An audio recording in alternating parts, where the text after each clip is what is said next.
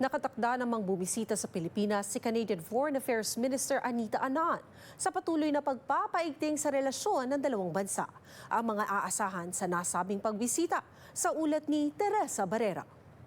Kinumpirma ng Global Affairs Canada na bibisita sa Pilipinas si Canadian Foreign Affairs Minister Anita Anan kung saan layon daw mas paigtingin pa ang ugnayan ng dalawang bansa. Babiyahe si Anan sa Metro Manila ngayong linggo para sa mga ASEAN Conference at Forums. May mga meeting din daw siya sa iba pang counterpart.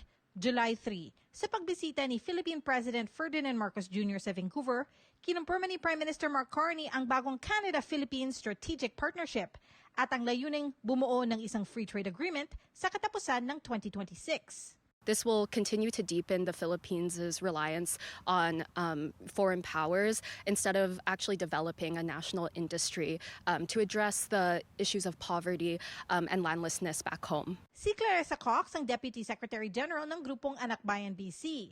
Hindi daw suportado ng grupo ang pakikipag-ugnayan ng Canada sa Pilipinas sa pamamagitan ng free trade. Nag-aalala rin daw ang grupo sa mga Memorandum of Understanding o MOU na pinirmahan ni Minister Anan kamakailan kaugnay sa natural resource cooperation ng dalawang bansa. And the environmental impacts, we know that the Philippines is extremely prone to natural disasters. And so rather than taking preventative measures, the Philippine government and Canada are continuing to plunder the natural resources and worsen the environmental condition back home. And this will negatively impact these local indigenous communities and farming communities who are reliant on their land for their livelihood. Sa halip ng pagbiyahe at trabaho upang makapagbuo ng mga free trade agreements, sana raw gamitin ang binabayarang buwis upang palakasin ang social services ng bawat bansa.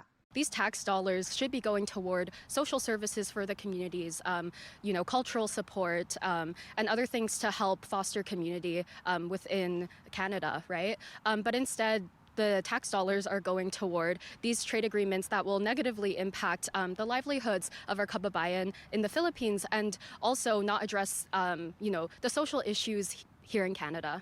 Inaasahang babiyahe si Anan sa Pilipinas July 22 at 23 matapos ang isang meeting sa mga leader ng Pakistan.